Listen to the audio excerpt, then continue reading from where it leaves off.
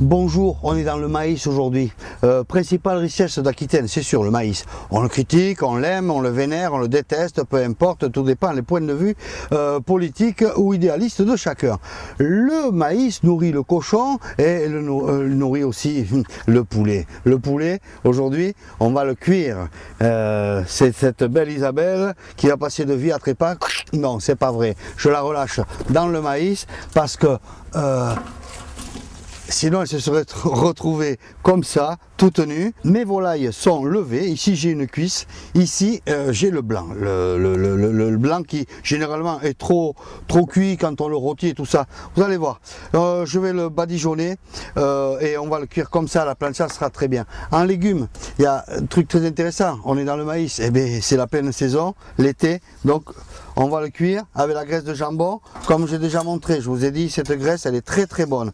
J'ai incliné la plancha comme ça, de façon à pouvoir garder la graisse dont j'aurai besoin pour la cuisson du maïs. Ça me permettra de donner une rotation et de cuire dans tous les sens comme ça. Voilà. Alors, pendant que mes maïs cuisent, je vais m'occuper des autres légumes. Ici, nous avons de l'aubergine. Ici, je taille des tranches d'un peu plus de 1 cm. J'assaisonne comme il faut des deux côtés et je vais faire pareil pour les courgettes. Cette opération est très importante parce qu'elle permet d'éliminer l'eau. L'eau ainsi éliminée va éviter aux légumes de cramer. Voilà, je dépose ça sur une assiette et je laisse au moins pendant 2 heures. Mais comme je suis un malin, un grand malin, j'ai déjà tout ça qui est prêt. Donc celle-ci, vous voyez, l'eau coule.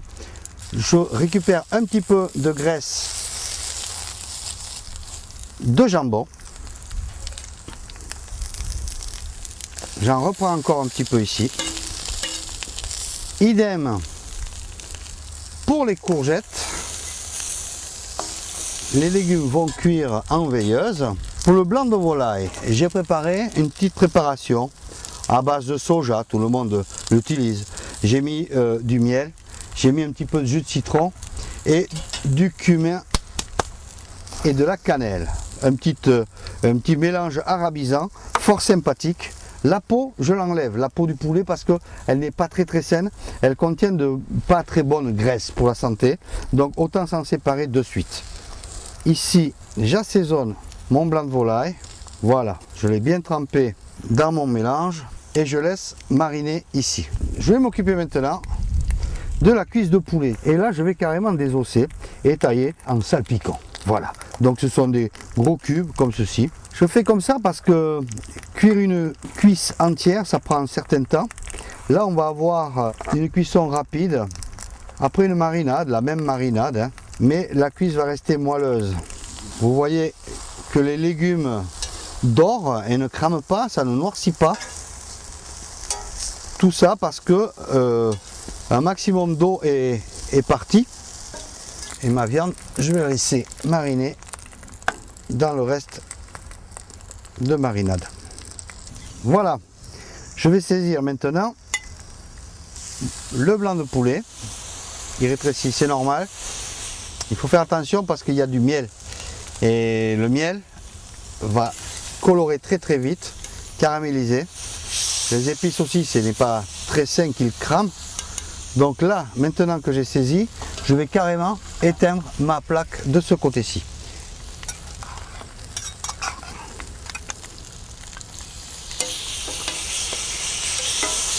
Afin de lui rappeler le bon souvenir au poulet, je mets ce côté-ci dans de la polenta et du sésame grillé. Je vais le mettre ici pour le remettre à feu doux après. Bon, j'ai mon maïs qui a pris une jolie couleur dorée. Mon blanc de poulet, eh bien ma foi, il est cuit. Les cuisses bien caramélisées. Je vais dresser un petit peu d'aubergine comme ceci, avec un petit peu de cuisse, un petit peu de courgette comme ceci.